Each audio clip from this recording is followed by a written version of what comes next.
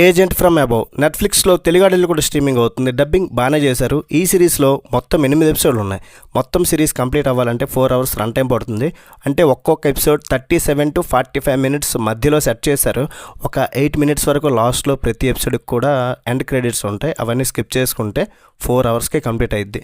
ఇది family friendly series అయితే కాదు. అలాగని 18+ ఇయర్స్ బేబస్సంగా అలాంటివి ఏమి ఉండవు. కానీ ఫస్ట్ ఎపిసోడ్లో ఎల్ఈడీలో కొంచెం రొమాన్స్ చేస్తున్న సీన్ ఒకటి వస్తుంది. అది చిన్నదే కానీ ఇబ్బంది పెడుతుంది. అండ్ డార్క్ థీమ్స్, వైలెన్స్, రాక్షసులకు సంబంధించి కొన్ని సీన్స్ ఉంటాయి. సో ఇవన్నీ కూడా సింగిల్గా చూసుకోవడం అయితే బెటర్. ఈ సిరీస్ తైవాన్ టెలివిజన్ హిస్టరీలోనే అత్యంత భారీ బడ్జెట్తో తీసిన సిరీస్లలో ఒకటి.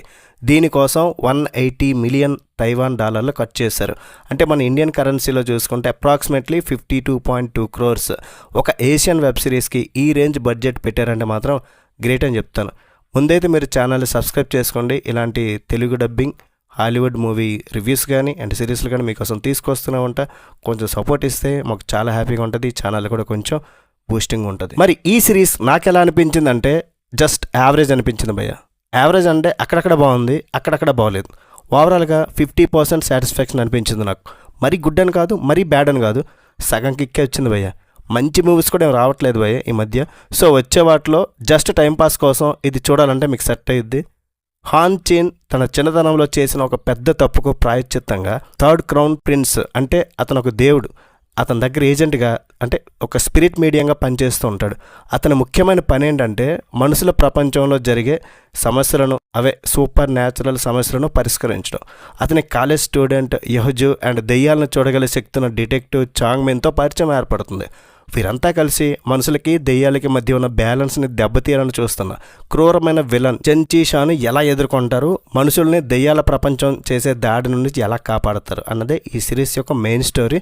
ఫ్యాంటసీ అండ్ దేవుళ్ళు, రాక్షసుల concept, super natural thrillers, graphics ఇష్టపడేవారైతే ఈ సిరీస్ మిమ్మల్ని కొంచెం ఎంటర్టైన్ చేస్తుంది.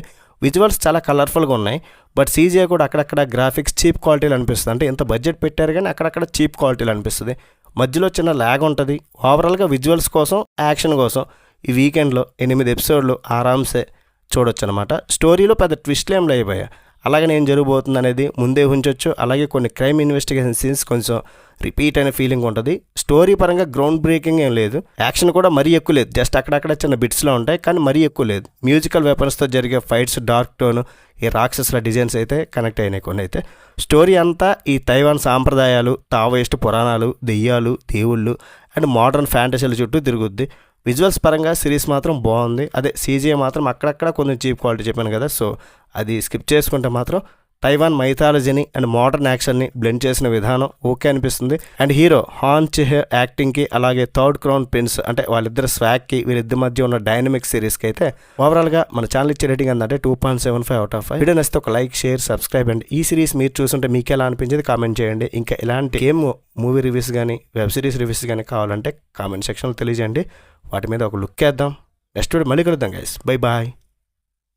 జై హింద్.